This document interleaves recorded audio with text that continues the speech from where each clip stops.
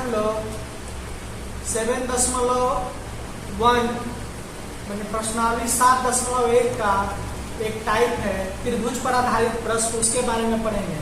इसको मैंने तीसरे टाइप की संज्ञा दी है। तो थर्ड टाइप त्रिभुज पर आधारित प्रश्न, जितना भी त्रिभुज पर आधारित प्रश्न रहेगा सब इसी प्रकार से बनेगा। तो कुछ हम लोग इसके बारे में पहले जानते हैं। तो सबसे पहले हम लोग जानते हैं कि समबाहु त्रिभुज, ज्यामिति में हम लोग पढ़े हुए कि जिस त्रिभुज की तीनों भुजाएं बराबर हो उसको समबाहु त्रिभुज कहते हैं। तो जैसे मान लीजिए कि ABC एक त्रिभुज है, इसमें तीनों भुजा बराबर है, इसका मतलब AB बराबर BC बराबर AC। अगर ऐसा कंडीशन हो तो उसको समबाहु त्रिभुज कहा जाएगा। दूसरा में हम लोग आते हैं समद्विबाहु त्रिभुज। इस त्रिभुज में किसी दो भुजा बराबर यदि हो तो उसको समद्विबाहु त्रिभुज कहा जाता है।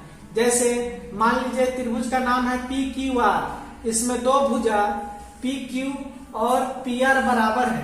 देखिए PQ ये हो गया और ये PR बराबर है, तो ये आपका समद्विबाहु त्रिभुज हो गया। हो सकता है कि इसमें QR और PR भी बराबर हो सकता है।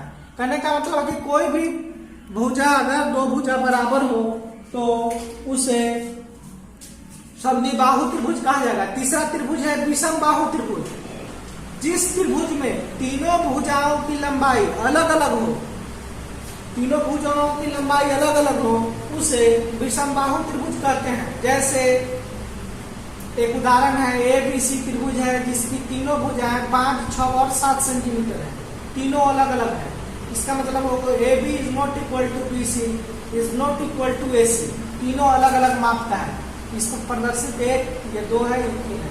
यह सूचित करता है कि तीनों की लंबाई अलग अलग है। चौथा ये समकोण त्रिभुज के बारे में। समकोण त्रिभुज में कहता है कि किसी त्रिभुज में यदि एक कोण 90 डिग्री के बराबर हो तो उसे समकोण त्रिभुज कहते हैं। और समकोण त्रिभुज में 90 डिग्री के जो सामने वाली भुजा होती है उसे कर्ण कहते हैं। और पाइथागोरस प्रमेय से हम जानते हैं कि कर्ण स्क्वायर बराबर लंब स्क्वायर प्लस आधार स्क्वायर होता है। तो इसमें कर्ण के जगह हो गया AC और लंब के जगह हो गया AB और आधार के जगह हो गया BC। लंब और आधार पर हम लोग फिर चर्चा आगे त्रिकोणमिति में करेंगे। फिलहाल अभी ये जानेंगे कि समकोण त्रिभुज में जो सबसे बड़ी भुजा होती है उसका स्क्वायर अन्य दो छोटी भुजाओं के वर्ग के योग के बराबर होता है। तो जो छोटी भुजा होगी, दो छोटी भुजाओं को जोड़ स्क्वायर करके जोड़ देंगे तो वो बड़ी भुजा के बराबर हो जाएगा।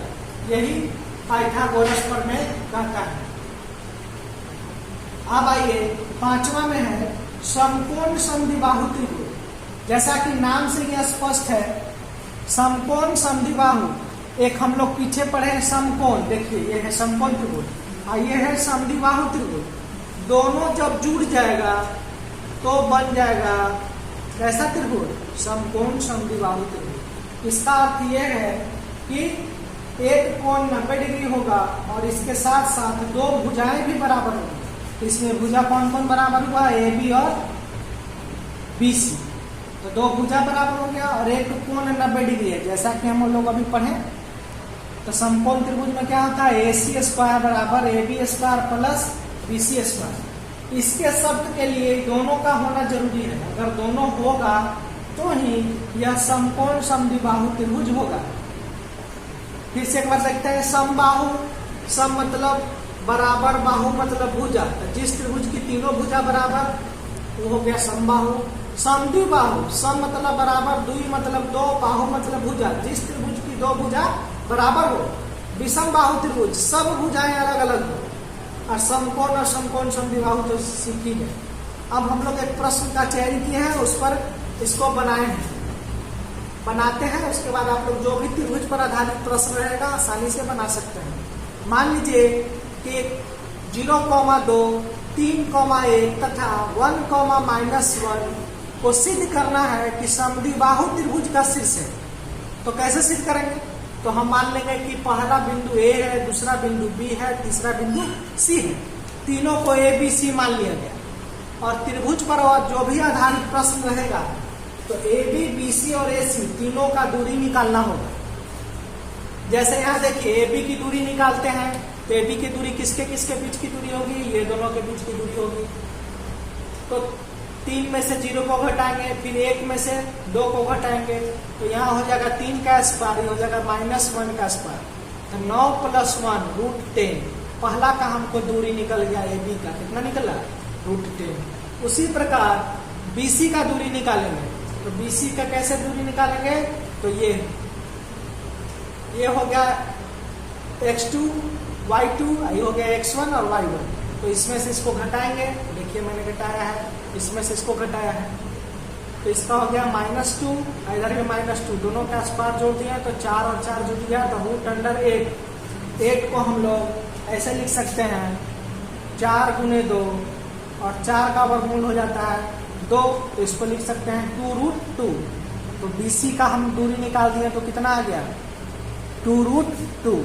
अब हम लोग तीसरा दूरी निकालेंगे AC की दूरी।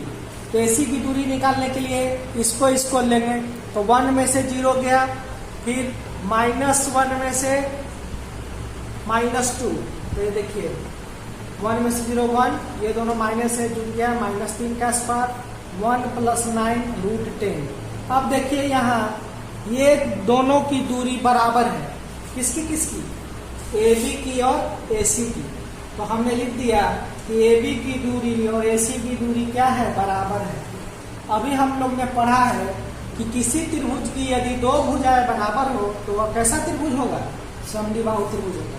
तो यहाँ 2 भुजा बराबर है, इसी कारण यह एक समद्विबाहु त्रिभुज का शीर्ष है। इस तरह से आप जो भी त्रिभुज पर आधारित प्रश्न रहेगा आसानी से बना सकते हैं। इसके लिए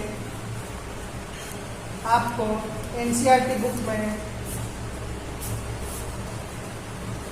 क्वेश्चन दिया गया है, आप उसको देखकर आराम से बना सकते हैं। हम उसका नंबर बता देते हैं।